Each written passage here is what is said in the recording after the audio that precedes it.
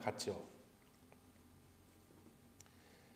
이 미국에 살고 있는 우리들이 뭐 그렇게 고국에서와 같이 한국의 명절을 기억하고 그렇게 지키고 뭐 그렇게까지는 하지 않지만 여전히 많은 그 이민자들의 가정에서 고국의 명절 때는 물론이고 우리가 사는 이 미국의 명절 때도 가족들이 한자리에 모여서 함께 지내고 음식도 나누고 삶도 나누는 이러한 모습을 이렇게 보이고 있습니다.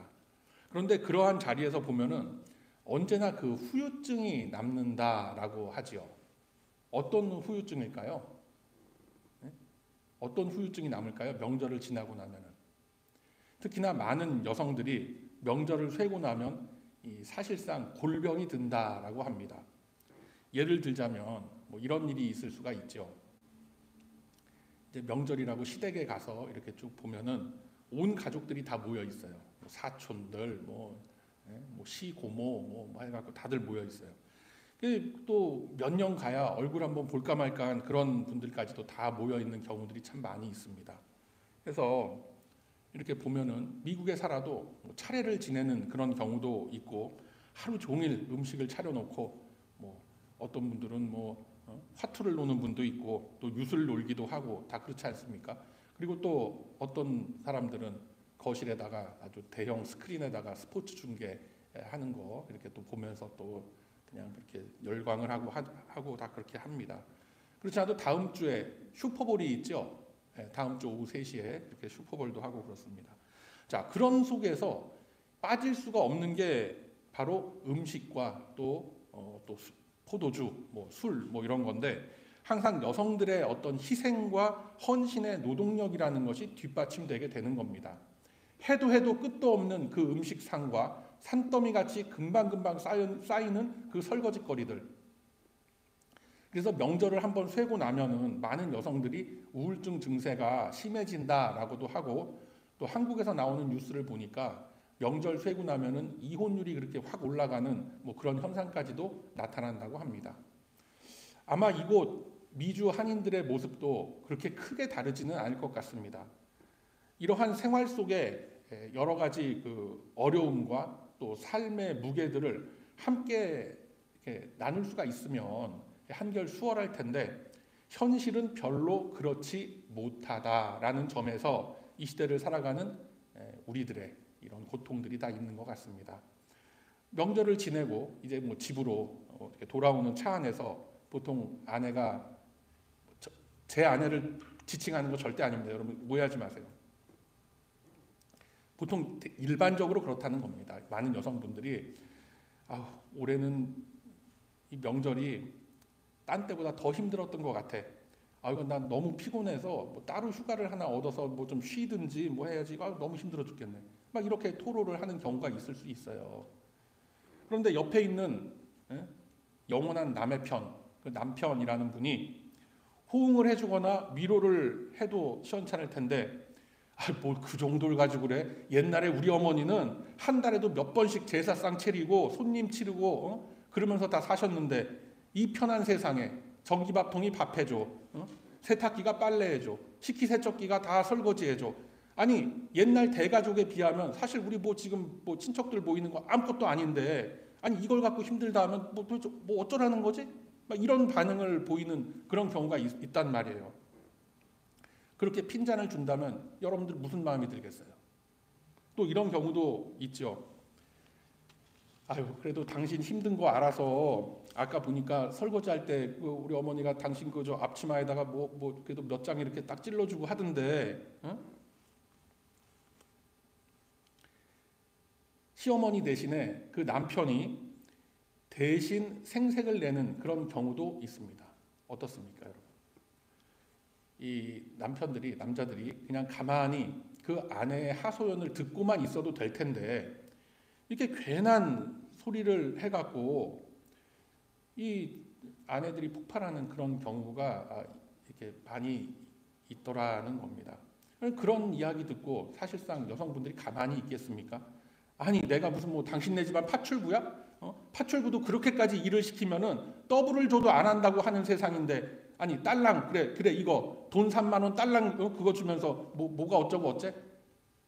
니네 엄마랑 너랑 이거 가지고 다 내 눈앞에서 좀 사라졌으면 좋겠어 하면서 확 집어던지는 그런 경우가 분명히 현실 속에서 일어난다라는 거예요, 여러분. 그래서 몇 년 전에 한국은행에서 10,000원짜리가 안 되니까 50,000원짜리를 그래서 만들었다라는 뭐 얘기가 있을 정도로 하여튼 뭐 그렇습니다. 네, 그런 후문이 있습니다. 그래서 이 여성분들이 특히나 겪는 어떤 이 삶 속에서 겪는 울분이라는 거 적절하게 위로가 되어야 하는 겁니다. 다시 한번 말씀드리지만 저희 집 얘기 아닙니다, 여러분. 뭐 하여튼 오해는 안 하셨으면 좋겠고, 뿐만 아니라 이 남성들의 경우도 사실 마찬가지예요. 뭐 집안 어른들 만나서 이렇게 이야기를 나누다 보면은 이런 상황들이 분명히 벌어집니다. 아, 요즘 사회생활하기 어떤가? 요즘 비즈니스 어때? 요즘 직장생활하기 어때? 아유, 뭐 힘들죠. 뭐 다 그냥 어떻게 그냥 목구멍이 포도청이라고 이렇게 사는데 아유 힘들어 죽겠습니다. 이런 얘기를 하면은 아유 그건 아무것도 아니야. 우리 때는 말이지 어땠는 줄 알아? 뭐 이래가면서 지나온 시절에 그 고생담만 잔뜩 듣고 오히려 더 마음이 상해서 돌아오는 그런 경우들도 굉장히 많은 거예요. 여러분, 뭐 다들 여성분들이라 조금 그런데 혹시 아시나 모르겠습니다만 이 한국에서 보통 일반적으로 남자들이 이렇게 자라면서 거의 대부분 다 군대를 다녀오지 않습니까? 그런데 여러분들 생각에 그 한국에서 보통 일반 그 군대에 갔다 오는 사람들 중에 어떤 부대에서 근무한 사람이 어떤 부대가 가장 힘들고 가장 고생을 하는 그런 부대인지 여러분들 혹시 알고 계세요? 네? 어떤 부대가 제일 한국에서 고생하는 부대인지 알고 계세요? 뭐 적당히 찍어보세요, 그냥 뭐. 해병대, 뭐 해병대도 뭐 힘들다고들 합니다만 모르겠어요, 저는. 제가 해병대 출신이 아니라 정답이 뭐냐면 자기가 제대한 부대가 제일 힘든 부대인 거예요. 자기가 나온 그 부대가 제일 힘들고 제일 빡센 부대라는 거예요.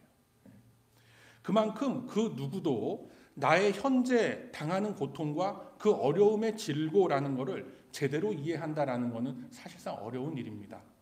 가까운 가족도 잘 이해하지 못합니다. 특별히 아직까지도 이 가부장적인 관습이 강하게 남아있는 우리 한인 가정들의 경우에 특히나 이 가정의 갈등과 위기라는 게 이 표출되는 방식만 조금 다를 뿐 남다를 수밖에 없는 거예요. 그래서 요즘에 많이 이렇게 나오는 말들이 뭐냐면 EQ 지수 뭐 이런 말이 많이 회자되기도 합니다.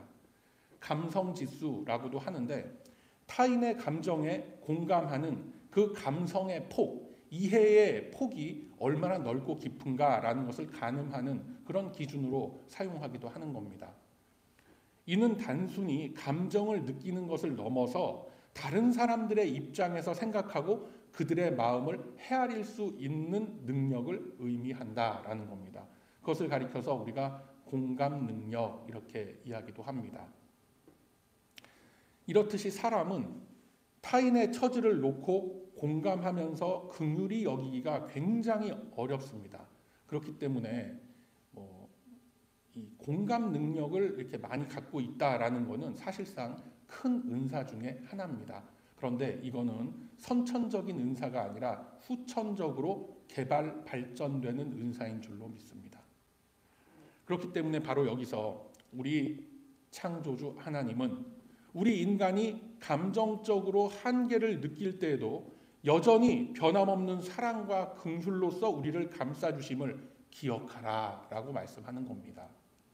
하나님께서는 인간의 심성이 가진 이러한 연약함을 아시고 그 한계를 뛰어넘을 수 있도록 성령을 통해서 우리 마음을 새롭게 하시고 당신께서 베풀어 주신 그 사랑을 본받아서 서로 공감하고 긍휼히 여기는 삶을 살도록 우리의 삶을 인도해 가시는 겁니다.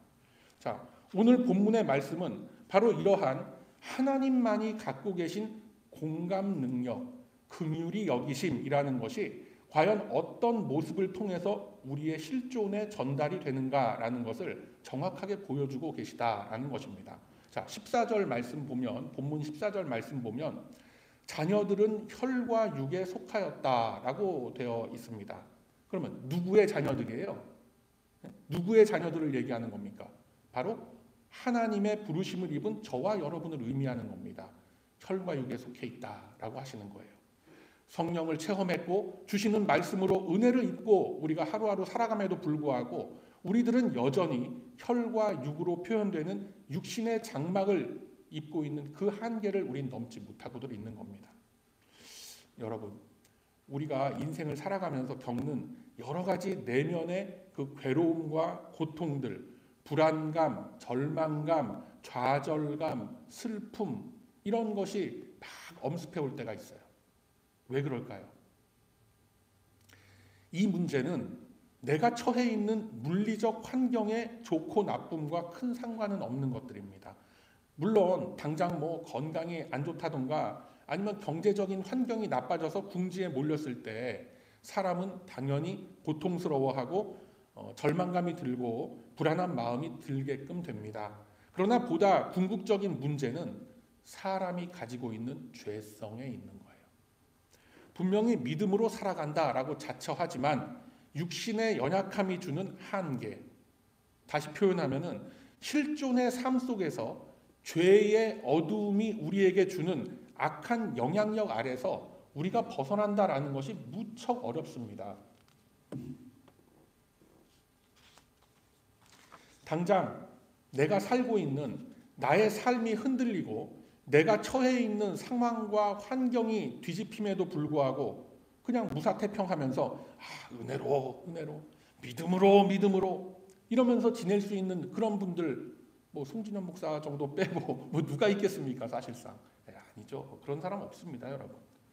사람은 누구나 젊어서는 보장되지 않고 알 수 없는 미래에 대한 막연한 두려움을 가지고 살아가게 되는 겁니다. 그리고 노년의 때에 접어들어서는 외로움과 죽음에 대한 공포가 밀려오게 돼요. 누군가로부터 내가 버림받았고 내 주변에 남아있는 나의 편이 아무도 없다라고 느낄 때 사람은 허탈감과 좌절감에 빠지게 돼요. 스트레스가 쌓이고 그로 인해서 실제로 피지컬리 몸에 병이 들게 되는 겁니다. 뭐 여러 가지 여러분들 더 잘 아실 거예요. 이러한 모든 문제가 바로 육신의 것들에 매여 있는 나의 연약함 때문이다라는 것을 우리는 부인할 수가 없는 것입니다. 이 문제에 대해서 성경은 어떻게 말씀하실까요? 자, 본문 14절 상반부와 또 15절 말씀을 이렇게 보면은 자녀들은 혈과 육에 속하였음에 라고 하셨고 15절 말씀에 보면은 죽기를 무서워함으로 한평생 매여 종노릇 하는 자들이라고 하셨습니다. 이 모든 것이 바로 누구를 가리켜요? 우리들을 가리키고 있는 겁니다.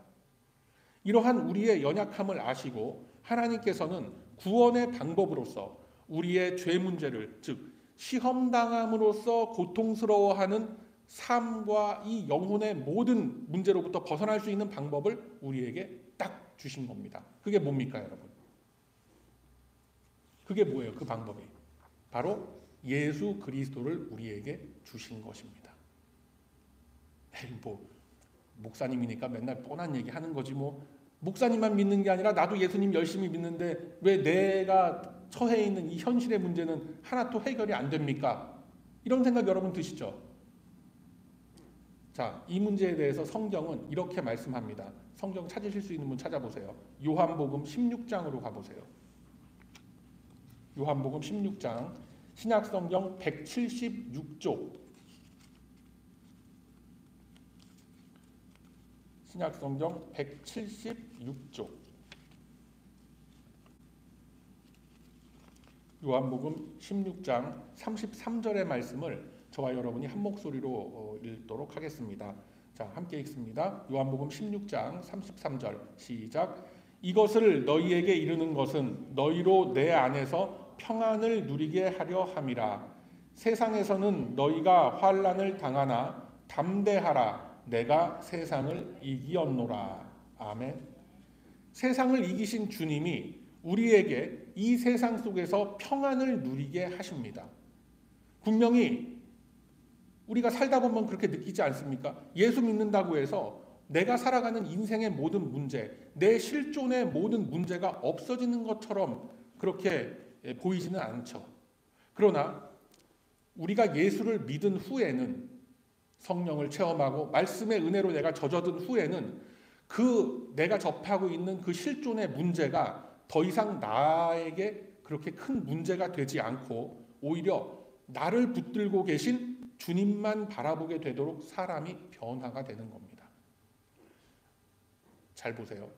나를 가로막고 있었던 큰 산과 같이 느껴져서 아주 이거는 뭐 넘어갈 엄두조차 내지 못했던 그런 문제들 앞에서 예수를 믿은 후에는 담대하게 한 걸음씩 옮길 수 있는 지혜와 용기가 생기게 돼요. 그 힘과 능력을 우리는 받으면서 사는 겁니다. 그래서 시간이 흐른 후에 이런 고백이 또 나올 수가 있는 거예요. 한번 성경을 또 한번 같이 찾아봅시다. 구약 성경 스가랴 4장으로 가보세요. 1315쪽에 있습니다. 구약 성경 1315쪽에 있는 스가랴 4장 7절의 말씀.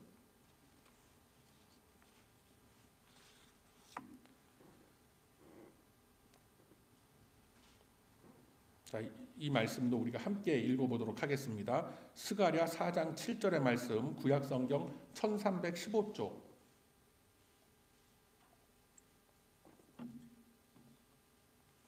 함께 읽습니다. 시작. 큰 산아 내가 무엇이냐, 내가 수룹바벨 앞에서 평지가 되리라. 그가 머릿돌을 내놓을 때에 무리가 외치기를 은총이 그에게 있을지어다 하리라 하셨고. 아멘. 이해가 되시죠? 이게 무슨 말씀인지. 더 자세한 말씀이 있어요. 예수님의 그 겨자씨의 비유 여러분 다 기억하십니까? 네, 시간 관계상 제가 그냥 보도록 합니다. 마태복음 17장 20절의 말씀입니다. 자, 마태복음 17장 20절의 말씀을 제가 봅니다. 이르시되 너희 믿음이 작은 까닭이니라. 진실로 너희에게 이르노니 만일 너희에게 믿음이 겨자씨 한 알만큼만 있어도 이 산을 명하여 여기서 저리로 옮겨지라 하면 옮겨질 것이요 또 너희가 못할 것이 없으리라. 아멘. 이렇게 말씀하는 거예요. 더 선명하게 말씀을 하시죠. 그러니까 이런 거예요. 겨자씨만한 믿음이라도 내가 가지고 살다 보면, 하루하루 열심히 그 믿음 붙잡고 말씀 붙잡고 정진하다 보면 엄두가 안 나던 내 앞을 가로막고 있던 그 큰 산이 어느새 정신 차리고 가만히 보니까 내 뒤에 가 있는 거예요.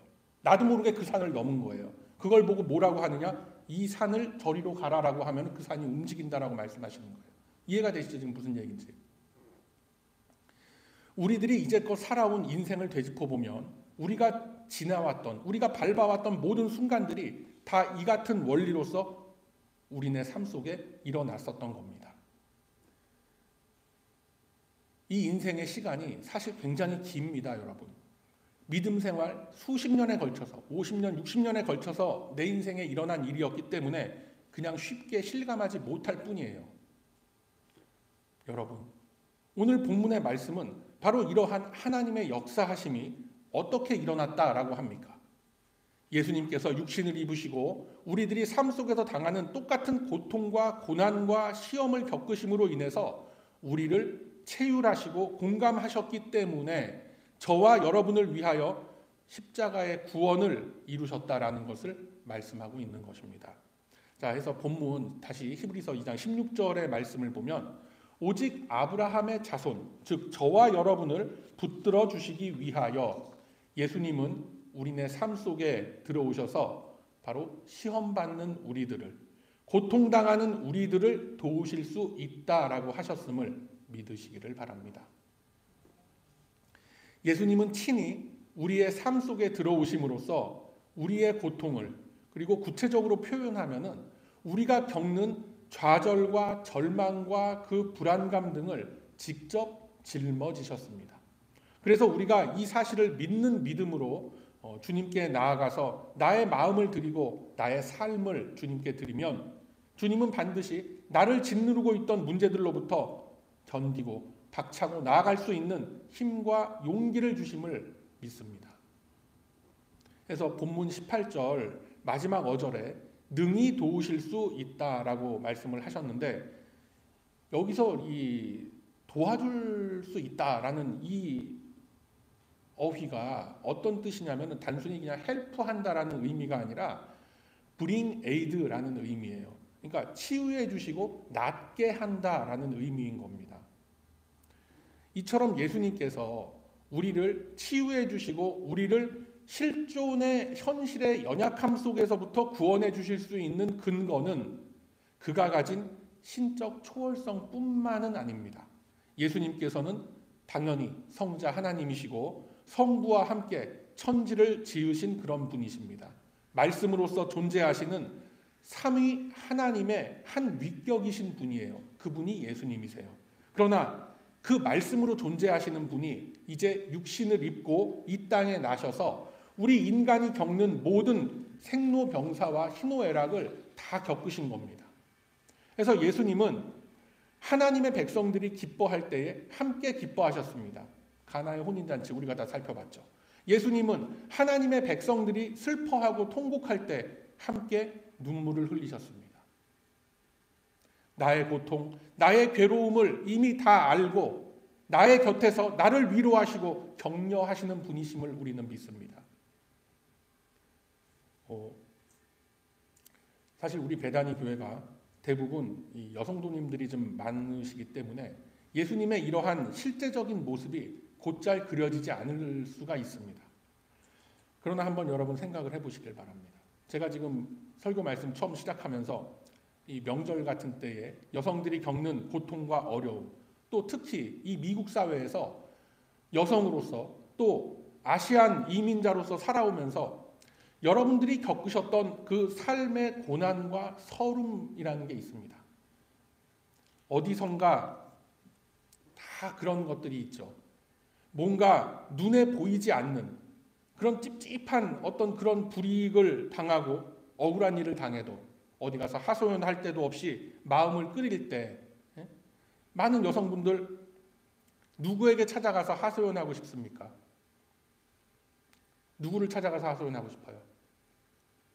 하나님 전에 나와서 엎드려 기도하고 싶다라고 혹시 그렇게 생각하시는 분들 굉장히 훌륭하신 믿음이죠. 그래도 누가 생각나요? 팔은 안으로 굽는다고 친정 식구들 생각나는 거예요. 그 중에서도 친정엄마 생각나는 거예요. 진짜. 뭐 남자인 저도 그런 생각이 들 때가 있는데 뭐 여러분들 오죽하시겠어요.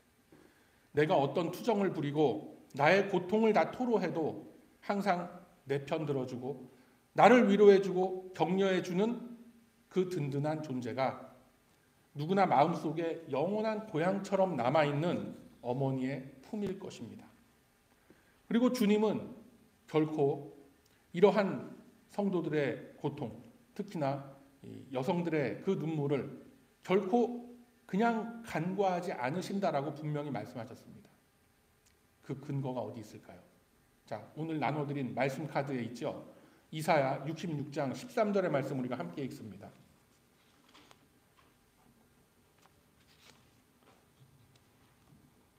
자, 이사야 66장 13절 말씀 함께 읽습니다. 시작. 어머니가 자식을 위로함 같이 내가 너희를 위로할 것인즉 너희가 예루살렘에서 위로를 받으리니. 아멘. 내가 돌뿌리에 걸려서 넘어져도 그 돌뿌리를 탓해주는 어머니의 품 같은 그러한 사랑으로 우리를 붙들어 주신다라고 이렇게 말씀하시는 거예요. 그래서 그 이사야 66장 14절 그 이어지는 말씀을 보면은 이제 제가 보도록 하겠습니다. 이렇게 돼 있죠. 너희가 이를 보고 마음이 기뻐서 너희 뼈가 연한 풀의 무성함 같으리라. 여호와의 손은 그의 종들에게 나타나겠고 그의 진노는 그의 원수에게 더하리라 라고 말씀하는 겁니다. 하나님의 위로와 격려로 인해서 뼈가 다시 무성하게 자라남을 말씀을 하셨고 우리를 괴롭게 하던 모든 악한 것들에게서 하나님의 진노가 쏟아진다라고 하는 거예요. 이를 이루시기 위해서 예수님이 바로 이 땅에 오셨고 내가 겪는 모든 고통과 슬픔들을 체휼하심으로써 하나님의 거룩한 부르심 안에 있는 모든 사랑하시는 당신의 백성들을 격려하시고 위로하시는 줄로 믿으시기를 바랍니다. 사랑하는 우리 배단위 가족 여러분, 대부분 우리 배단위 공동체의 구성원들이 다 여성분들이시라서 제가 또 이렇게 말씀을 또 드리고 합니다만 어떤 그 매운 시집살이와 이민자로서의 삶 속에서 겪는 그 고통들로 힘들 때 아무런 계산과 조건 없이 찾아갈 수 있는 유일한 피난처가 내 편이 되어주는 친정집, 친정어머니인 것 같이 우리들의 고단한 삶, 항상 마음뿐이고 또 삶의 무게로 주저앉아 버리는 우리의 이 연약한 모습들을 보면서 언제나 나를 반기고 받아주시는 분이 바로 예수님 뿐이시다라는 것을 여러분 꼭 기억하시기를 바랍니다. 그 예수님을 제가 오늘 소개해드린 이 말씀 속에서 다시금 만나시기를 바랍니다. 내가 무겁고 너무나 버거운 이 삶의 무게감으로 짓눌릴 때 그래 내가 너를 안다. 내게로 오너라 하시면서 함께 눈물 흘리고 안아주는 존재가 그분이 바로 예수님이심을 믿습니다. 그래서 오늘 이 말씀을 통해서 여러분 다 아시겠지만 저는 그 유명한 마태복음 11장 28절을 저는 이렇게 읽습니다. 외우시는 분도 다 계실 거예요. 수고하고 무거운 짐진 자들아 하시지 않습니까? 저는 이렇게 읽어요. 수고하고 무거운 짐진 내 아들 내 딸아 다 내게로 오거라. 내가 너를 쉬게 하리라. 내가 너를 굳세게 하리라. 내가 너를 다시 일으켜 주리라. 오직 예수님의 이 말씀을 나의 방향과 내 삶의 내용으로 삼아서 이 세상 누구도 해주지 못하는 내 영혼의 위로와 격려, 내 삶의 도움을 오직 주님께만 바라는 우리 모두가 다 되시기를 바랍니다. 그러므로 이제는 나의 고단함과 고통과 슬픔을 모두 체휼하심으로써 평안과 회복의 길로 인도하시는 우리 주님과만 동행하는 저와 여러분의 이 복된 인생길이 다 되시길 이 아침에 주님의 이름으로 축원드립니다. 아멘.